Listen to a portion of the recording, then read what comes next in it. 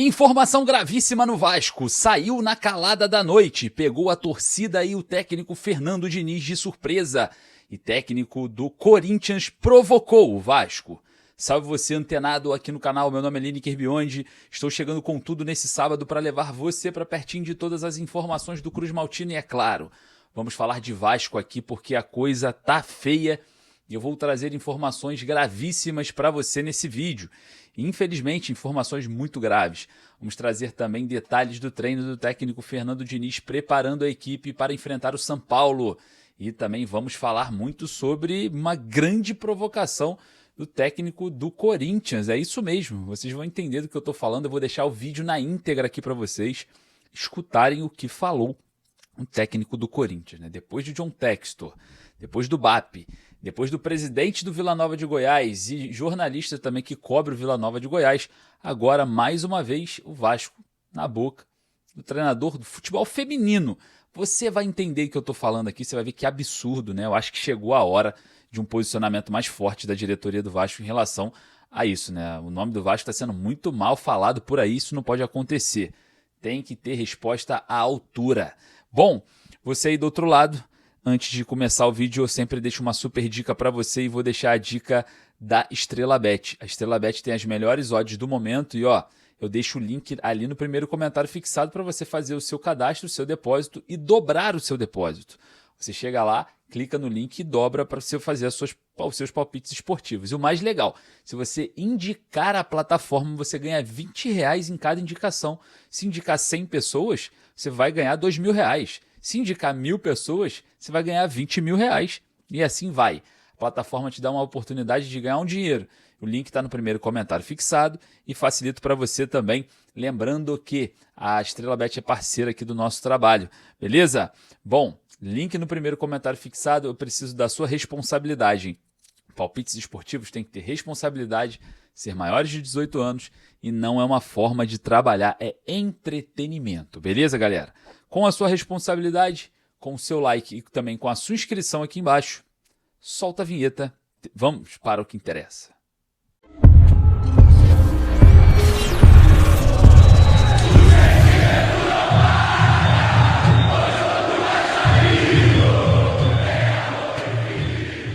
Informação gravíssima no Vasco. Saiu na calada da noite. Pegou Fernando Diniz e a torcida de surpresa. E grande provocação com a marca Vasco. Você que está chegando aqui no nosso vídeo, meu muito obrigado pela sua presença e já peço para você deixar o seu like. Aqui no canal do Torcedor Vascaíno, todos os dias eu venho trazendo informações importantes do Vasco para você. Então peço só humildemente o seu like para avisar para a plataforma que esse vídeo é positivo. Bom, falando em positividade, eu trago uma má notícia aqui para vocês. Uma má notícia absurda, né? Infelizmente, a gente vai falar sobre isso, mas antes eu quero comentar sobre uma provocação, tá?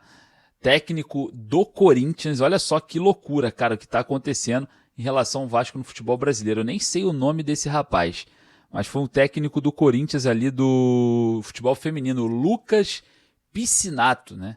Ele foi descontrair em relação ao Corinthians e provocou o Vasco, é isso mesmo.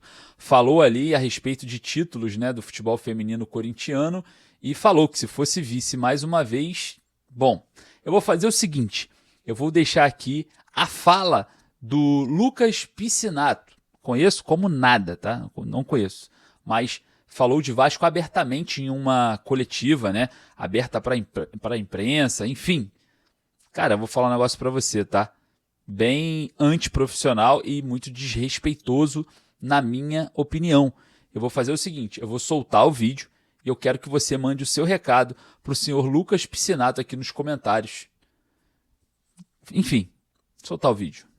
Duas Libertadores, cada uma com a sua complexidade, dois momentos muito difíceis. Jogar Libertadores é sempre muito complexo, muito difícil, sempre foi. O Corinthians disputa Libertadores de forma seguida desde 2019 e todos os anos sempre foram campeonatos muito complexos de se vencer. Esse foi mais um deles, assim como o campeonato de 22 foi uma Libertadores difícil, o Corinthians não conseguiu cravar uma vitória, o campeonato de 20 também foi muito complexo. Acho que ano sim, ano não, a Libertadores, o campeonato de 23 que eu estava no Inter foi uma Libertadores muito difícil do Corinthians conquistada com penalidade na semifinal e uma final decidida nos detalhes com a Lelê sendo a melhor em campo. Então, é sempre um campeonato muito difícil pelo formato que ele tem, um campeonato muito difícil pela característica de você estar no modelo Copa ali, e eu acho que a gente foi muito, muito grande mentalmente nessa competição, porque começar o primeiro jogo empatando novamente, crescer dentro da competição, fazer um grande jogo contra a Ferroviária, que a gente poderia ter matado a partida, a Ferroviária cresceu no final, empata o jogo, a gente vai para os pênaltis, ganha nos pênaltis, vai para uma final já desgastado mentalmente, fisicamente, enfrenta um adversário que fez uma competição belíssima, que não duvido que muitas das atletas que estão no Deportivo Cali venham para cá, para o Brasil, porque tem muita atleta de qualidade naquele time, e mesmo não fazendo um bom jogo, sair com campeão, acho que mostra a força mental de um grupo, mostra a força mental de staff, comissão, diretoria, que trabalha diariamente para fazer esse time ser vitorioso. Então, é uma sensação única, uma sensação maravilhosa, mas, como eu falei, o futebol é uma maravilha, porque o título parece que já faz 2 anos já, a gente já está pensando no Paulista, já nem lembra mais. Então, é focar no próximo jogo, essa é a nossa mentalidade, focar no próximo ação, o próximo trabalho, a próxima atividade. Essa é a mentalidade que a gente tem, então, muito feliz pelo que a gente já conquistou, mas a gente tem batendo na porta um Campeonato Paulista. Eu, particularmente, tenho 4 vice-campeonatos de Paulista, né? Se eu ganhar mais um vice, eu vou ser o Vasco da Gama, estou brincando, os caras brincam. Mas a ideia é que a gente busque esse título e seja campeão. Então, a gente está buscando essa próxima taça. Muito desrespeito, né, com a marca Vasco. Enfim, cara, citando ali que foi 4 vezes vice-campeão ali, não quer ficar em segundo novamente, porque seria o Vasco. Como assim? Eu acho que na história, se você for pegar aí dos clubes brasileiros, o Vasco não é o mais vice da história. Enfim, está tentando engajar, está tentando buscar fama, não vai conseguir, obviamente, vai ser altamente hostilizado nas redes sociais, vai ser altamente hostilizado pela internet, porque a torcida do Vasco não perdoa. E aí eu venho aqui trazer um sentimento que eu tenho há um tempo, né, há bastante tempo, de falta de representatividade nesses casos, né? O John Textor falou anteriormente, né, há umas semanas atrás, que o Botafogo não é uma bagunça, que lá não é o Vasco, né? E que ele não é a 777. Enfim, ficou por isso mesmo.